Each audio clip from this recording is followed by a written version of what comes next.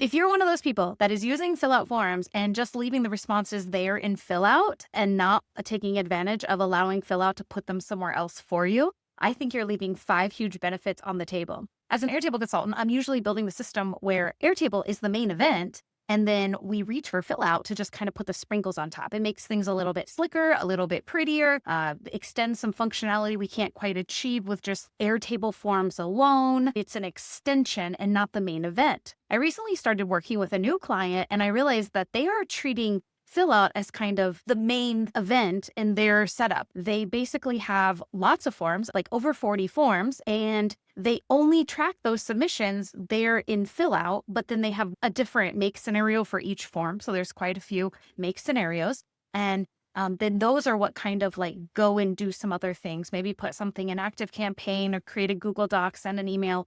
So when you go to build a Fillout form, you say new form, it's going to pop up with that screen. It's going to be like, do you want to build a blank form from a template? And then the connected form. I always go for the connected form. I want to connect it to one of my data sources. So I want to use the nice, slick interface of allowing people to give me their answers in a Fillout form. But then I want to see those answers in my Airtable. They'll also let you connect to Notion and Google Sheets. I think Airtable's clear winner, obvious choice. Google Sheets is two-dimensional, way too flat. It's not going to give you the power to do much off of it. If you're a big Notion person, maybe there's an argument for putting it in Notion, but I think Airtable excels in being able to build out the kinds of workflows I want to show you.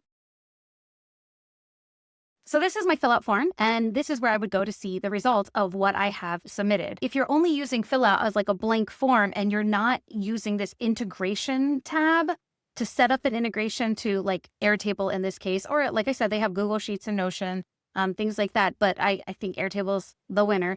If you are not using this to say, hey, when someone fills this out, can you also just copy it over to this base, this table, create a new record? Let's ignore the fact that you can update existing records. That's so good, but it's its own topic. We're going to ignore that this exists over here. And then you say, these are the mappings of what question and Fillout I want to go to which field in my Airtable. And this happens so fast. So I'm going to go ahead and fill out the form so you can see it's going to instantly appear in my Airtable base.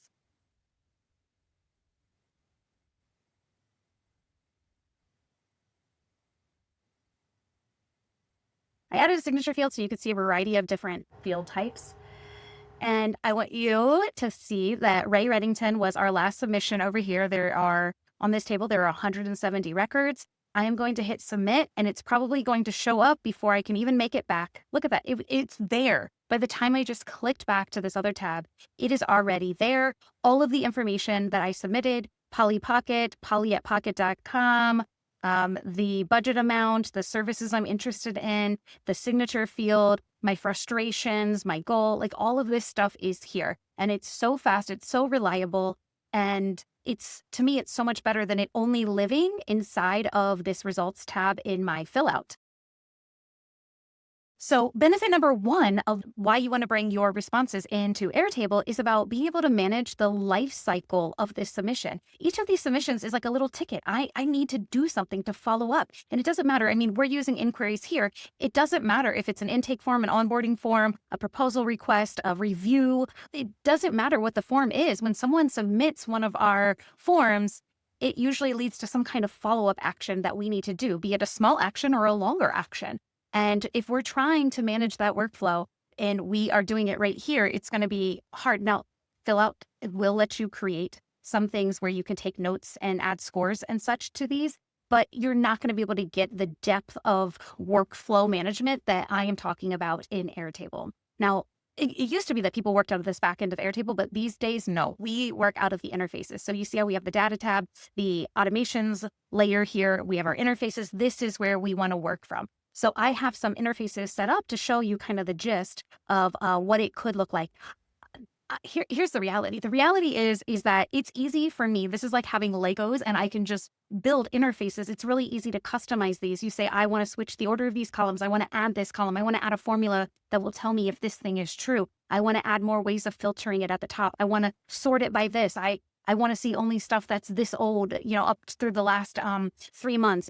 That all is easy. The hard part is getting people like distilling out of clients, like what they're actually looking for and what they need, and them having the clarity of knowing that. So if you know your process and you know what you need, this is the easy part, to throw together interfaces that support your workflow. So I'll just kind of show you what I've doctored up here as some examples. Each of these represents one of the submissions in our system. And when we click on it, we're able to open it up as like a details page. I've chosen what I've put on here and where I've placed it. It's very customizable. So let me go and try to find the one that I just submitted. I can search this way since I know that it's going to have poly in it. It came over as being a new submission. I have it set up that every new record is going to get new submission as its status by default. And then I can say, okay, I'm going to mark this as under review and I'm going to assign this to Bob. I can go ahead and start to take some notes here. We can go ahead and think of like a list of what we might want to do. Whatever it is that I want to record here, this can just be a spot for internal notes. I did this, it's a dummy button. It doesn't actually do anything now, but we often set these sorts of things up. Like if this moves to being like a one deal and I need to create a proposal or create a contract or something, I can have buttons inside of here that make it really easy for me to get those things created. And what I love is that they don't create them and go put them in some folder somewhere where you have to dig down to try to find them. We use this record as like the little bucket to manage this lead, and it can hold all of the things. So here, it goes and finds the right record inside of here, and it creates a Google Doc based on the answers and feeds it back to here. It also gives us the URL. If we need to change anything about that Google Doc, we're able to go to this URL and do it. So instead of having like this like separate thing where there's a make automation that goes and creates this thing and puts it in Google Drive, and if I need to reference it or send a copy to the client or make changes to it, I got to go dig down and find that file. To me, it's so nice that everything will just live here. If this gets to the point that there's going to be a proposal or a contract or some other documentation, it's so nice that I could just click a button from right here, initiate that getting created, get it fed back into this record. So it's really easy. I feel like a lot of times teams are spending too much time hunting down things and trying to find where they live or remember what the process is for doing something. So another really great thing while I'm saying that is that you can add some SOP documentation right here. So a lot of times people will do like this really beautiful documentation in like Notion or Google Doc about how to do everything, but then people are working here and they're trying to like go back and forth and find that documentation. We can just add that right here. Like this whole section, I could put a title on it and then I could put a description right here. So this description could become like a paragraph that's telling people how to do what they should be doing in this box. It could say like, if you need to create a proposal, make sure that it meets the requirements that are here. I could put a URL to like where we have our standards, and then click the green button to initiate that process. I could like give people instructions right here. This can be like a full-on paragraph. Like it can be long if I need it to be, and it can hyperlink out to other things. Like you can use the hyperlink right here, put that as a Google. So then I could take them to like my Notion or someplace where I have the full documentation or Loom videos or something like that. So I like how we can kind of like embed the SOPs, or at least links to the SOPs right here where people are working. We can also set up different kinds of interfaces to meet different people's working styles. So for example, these are list views with nice filters above them. This is really busy for me. If I'm Becky and I just need to find the ones that I'm supposed to be working on, I don't want to see one. I want to see ones that are Becky and they are new or under review, like assigned to me. So I can go to my inquiries, and this one is going to be just showing me my new submissions, my under review ones, and it would be filtered to be showing only the logged in user. And that's why it's showing these, because I've made myself the logged in user. There's a little more to say about that. I'm going to skip over it for the sake of simplicity, but that is a feature that we can do. Airtable knows that it's me, and so I have assigned these to myself. It's a little bit different than this that we've been using. It's just that I'm the only one in this space, so that's why I set up this that way. Let me go to one where the budget is under 1,000. And what you're going to see is that I have a formula that's only going to show on those records. So down here, it says, thanks so much for reaching out. This time our services typically start at 1,500, blah, blah, blah. I can copy and paste this and put it into an email. I can give people instructions on what to do here. I can have an alternate version if they set a different budget. Right now, I only have this text set up in the formula. Let me just show you the formula. It's right here. And I just say, if monthly budget equals this, then output this blurb. Those /ins, those are how I get those line breaks in there. And my idea was that you would have different versions of this email based on certain conditions, like what services they wanted, how they answered certain questions. You can have different variations. I call this semi-automated because basically it's a way to like take out some friction. Someone's going to copy and paste this and they're going to put it into an email. They're able to tweak it if they want and then hit send. Pretty semi-automated. We're not trust falling on our robots. We're doing the heavy lifting there. We're just letting them get the wording together for us and make our lives a little bit easier. The next layer of this could be that we show this and it says this and you're like, yeah, I want to send this email, but I don't want robots just doing it on their own because I don't know if they'll send it when I don't want it sent. Then we put a button that when you click that button, then an automation sends this email for you, but you were able to kind of have some visibility and some control. The next layer is you get to a point where you know your system so well, you know what your logic is and you trust it so much that you can trust fall on your robots. And you can say, if you get a submission that has this, this, and this, send this email for me. If you get one that has this and this, send this email for me. The bottom line is that the robots always do what we tell them to do. So when something goes wrong, it's because we weren't clear in our instructions to the robots. So it's more about us figuring out what the true logic is and where there might be ambiguity that we have to account for. I just wanted to finish showing some of the other things, like you can set up like Kanban views. You can have those filtering elements here. This is a little bit messy right now. It needs to be where it's just showing the things that are important. What's nice in the Kanban view is that instead of like me manually clicking in and moving this to lost, I can just drag it to that column. And now it has changed its status like everywhere. In Airtable, we're always changing like the underlying data and it's changing everywhere that data is showing. There is just one single source. These aren't like, each of these interfaces isn't like a copy of the data. It is the data just viewed in different ways. We could also have a Kanban set up where we were seeing different people. So if I say, hey, status is new submission, these all need to be assigned. Let's give this one to Becky and let's give this one to Becky and let's give this one to Susan. And I could be assigning these this way. So like if I click on this Newton one right now, there's no team member assigned, but if I drop it over into Becky's and I click on it, you can see that it changed to being Becky's. So Kanban can be kind of nice for moving things in between statuses or other single select fields. So the thing is, instead of hunting through emails and Google Docs and all these things to try to find stuff, it's so beautiful when we can manage an entire workflow right here in Airtable. And it's not just about organizing data, it's about eliminating friction so that your team can focus on the work instead of trying to manage the process. Benefit number 2 is accountability and visibility. If you have your Fillout submissions just going into Fillout, and then maybe you have that make scenario that is emailing someone like this and saying, hey, Phineas Feldman, you have a new inquiry. Here it is. Go here and find it and deal with it. How do you know if Phineas is following through and taking care of those? Or if Phineas Feldman is out, expectedly or unexpectedly, and someone has to step in, can they get into his email and figure out what his system is for tracking it? Do they know which ones he has sent messages on? Are they going to spend a whole day just trying to make sense of where he is in the different inquiries that he was supposed to be following up with? We can create ways for you as a manager to have interfaces where you can come in here and you can get a feel for like what hasn't been taken care of. One of the things I did is I created this column here called overdue. I didn't fully write out the formula to like everything you might want to include, but I looked at that budget field and I'm like, okay, if it is a high value one, we do not want it to sit at new submission for more than 1 day. So I made this formula here, a day since submitted, and I'm just putting it so that if it's a new submission that hasn't been moved to like under review, it hasn't been like started down the pipeline here for us,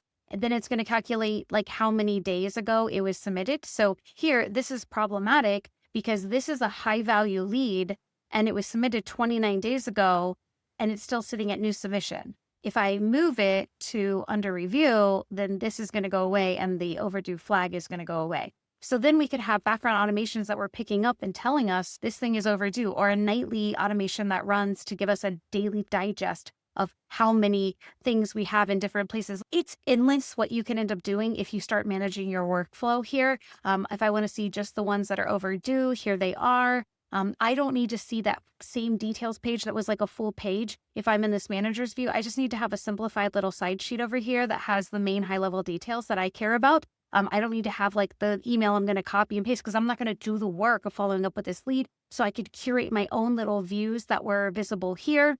And the other thing I can do is I kind of showed you like the days since submitted is only looking at things that are new submissions. This days to resolve, this is looking at ones that are like they are won or lost. So they're kind of like a closed out inquiry. And they're going to not tell me like between today, they're going to say whenever they got moved to won or lost, the last modified time of the status field versus the created time in days. And that's going to tell me how long it essentially took to like close out that deal.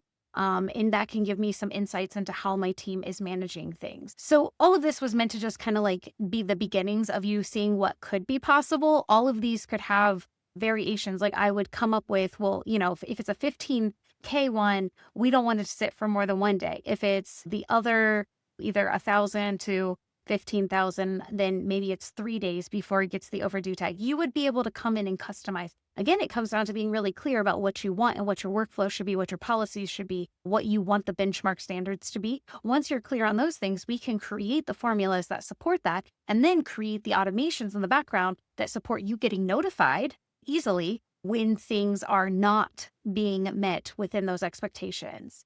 And again, it helps not just to hold people accountable, but to create visibility so that people can jump in and help if there are issues where someone is not able to manage their own stuff. It'd be really hard for someone to jump into someone else's email inbox and know what was in their brain about where they were with everything. Whereas when we bring it into here, they're tracking it in a more structured data way, and it would be easier for someone to pick up where they left off. So it comes down to, instead of just hoping that your team's taking care of things, you can create the kind of visibility that lets you know that they are.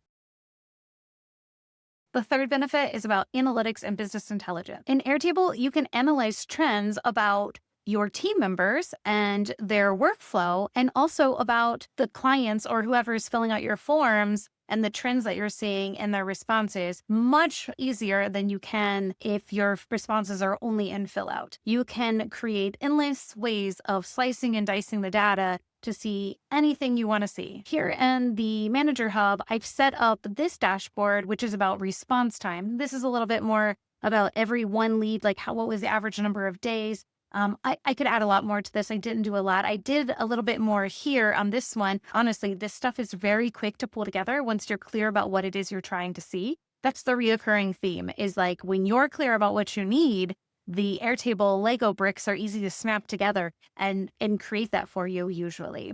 Here's just an example of, I have it split by week. I could split this by month if that was more meaningful. It's very easy. Right now it's week. And with a click of a button here, I can just come in and I could change that to month. I could change it to day if I really wanted to get down to it. I could change it to quarter. It's very easy for me to change how I'm slicing and dicing these things here. While I'm in the edit mode, I'll also show you, I have click to see underlying records. This is a really useful feature. It allows you to click in and see the records that are actually making that up. So I only got 2 during this week, and here's what those 2 were. And if I want to drill in even further to see more details than I can see here, I can click on it and I'm on the details page of that particular inquiry. If I want to see the ones that were from this particular week, I can see them here, click into them, see the details, you get the picture. I have that drilling in turned on this one and on this one. It's just a click of a button. It'd be easy to turn it on these if I also wanted to see it there. Here, I'm looking at, of all the leads that were won, I have an extra filter on this one that says only look at the inquiries where the status is won. Of all the ones that were won, how did they divide out? And what I notice here is, man, Susan isn't closing as many deals. That's interesting. I also could be looking for, man, even if Susan wasn't closing a lot,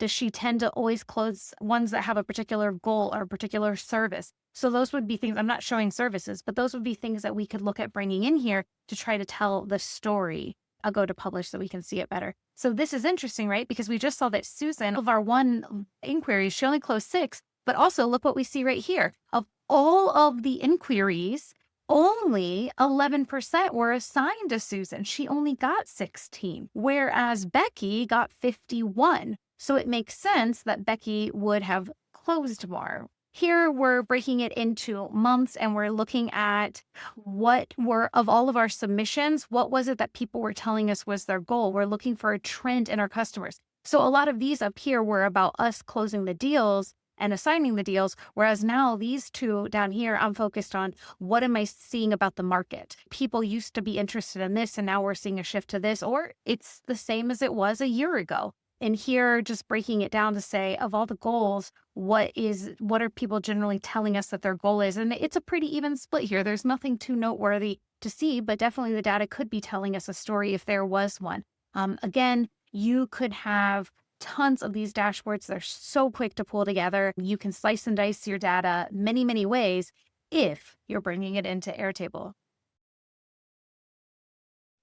Benefit 4 is really good. Benefit 4 is about relationship tracking. If I'm only collecting my submissions here in Fillout and Polly Pocket goes and submits another request for different services with a different budget and different goals in 6 months or a year from now, I don't really have a way of knowing that she had already submitted one a year prior. But if I'm bringing these into Airtable, I absolutely have a way to see that. I have to do a little bit of extra building. It doesn't just happen, but it's very easy building. I have this table of businesses, and if I open up this particular Starlings and Sage, look, I have these 2 inquiries that I've received, and I can click into those and get into the full details if I need to drill in even further. Redtail is one that I had set up to have even more. They have 3, and I can see all of them were 1. So if I get a new one in from Redtail, being able to see this historical information is really valuable. Also, if you're just dealing with individuals, like maybe you are you run like an online course or a school of some kind, and you have students that are doing different reviews, assessments, a quarterly review, a quarterly reflection about their progress. This doesn't have to be a table of businesses. It could be a table of individuals. And then you and I have this filtered right there. But you can basically click into that particular student or contact and see all of their submissions. That's super cool. I'm going to go into the back end to just kind of show you more about how that works. I'm going to just turn off all the fields so that I can just show you the ones that matter. Basically, what I'm doing is I am going to have in the background, I'm going to have an automation in Airtable. And it's easy to do. We have this automations layer where we can create automations that every time a new record comes in, it would go and look to see if Bob Enterprises lives on my business table. If it does, it's going to connect it to the one that already exists. If it doesn't, it's going to create that one and connect it. And so I can do this by going ahead and dragging it over manually right now. Now I can go to this business table and I can show you how I can see that this business, Redtail Digital, has 3. This is a count field. It's just looking at that relationship and telling me how many it has. I've taken another count field and I said, but only where the status is 1. So now I know that they have 3 and 3 of them are 1, whereas Starling and Sage has 2 and 0 of them are 1. I can also use roll-up fields to say what is the max date that you see for the created time, and it's going to return and say it's 6/4. And then if I do the opposite and I say what is the earliest date, like how long have they been in our orbit, you can probably see the power of doing this, whether it's businesses that you're tracking your relationship with, or it's individuals, students, leads, whatever it is. Being able to see all inquiries from the same entity is super powerful. So this lets me not just treat every new submission like it's a stranger. I can build on relationships because I can see historical data easily. Benefit 5 is about reliability and backup control. I think Fillout is an amazingly reliable tool, but there was a situation that happened to this client that really surprised me. They claimed that there was these 2 times that no one got an email about a submission. I went through the make history and the Fillout history and I cross-referenced it, and it was true. There were 2 submissions that never did any action that pinged the make. It's not like the make failed. It was that it never got hit. It never got the on button pressed. I actually contacted Fillout support about this to try to get to the bottom of it. There really was no explanation. Their recommendation, I can show you in the make scenario, that they were using this Fillout forms trigger module, and support's response to me was that they didn't have control over this, that they didn't show any errors in the account at all, and that I should in the future think about using where you go into the integrate tab and you find webhook and you create a make webhook, not the Fillout module, but use a make webhook and put that webhook right here, that I would get more control over it in that way. So in this particular example, it really was true. Like I thought maybe it just like hit a spam folder or there was a error in the make. No, it just never sent the message to make. And so just knowing that, I feel like the integration with Airtable, it's a more integrated route, and that it would probably still have hit over here and recorded it here. And it was really hard for us to find a way to re-trigger that record going through without actually just creating that submission again. I know there's tricks that you can do if you have the payload and you go and you use Postman, but in this case, I didn't have that payload that even hit the make. It was kind of a tricky situation, and it was the first time that Fillout had ever let us down. Still adore Fillout, but it just makes me realize that there is a little bit more control that you get if you're using this integration and that record comes over here into your Airtable. I would have a way that I could manually just trigger something to get it to run through that make scenario easy. I tried in the Fillout to come in and find a way when they had that issue to find a way if we could just check mark this one and get it to run again somehow. And there just was no way of doing that. Kind of like a tangent to this is that, say that you come up with a new process that every time you realize that you have like a new business, you want to go create like a matching Google folder where you put all their documents or something like this, or whatever it is. When you have it coming over here, if you create a new process and you want to run all of your historical records through that process, then you would be able to trigger it from the Airtable side of things much easier. Also, if you are going to do some of those integrations, like where you want a Google Doc to get created and things like that, I would get rid of this kind of a scenario triggered by Fillout, and Fillout would just pass the baton over to Airtable, and then Airtable would be the one that triggers all the corresponding things that I want to happen next in my little domino effect. I help businesses build these kinds of integrated systems every day, and Airtable and Fillout are two of my favorite tools to work with. Fillout's amazing, but I really think it's super amazing when it sits on top of Airtable. If you're currently using Fillout and not connecting it to anything else, I hope that this has given you some ideas on how you could take Fillout even further.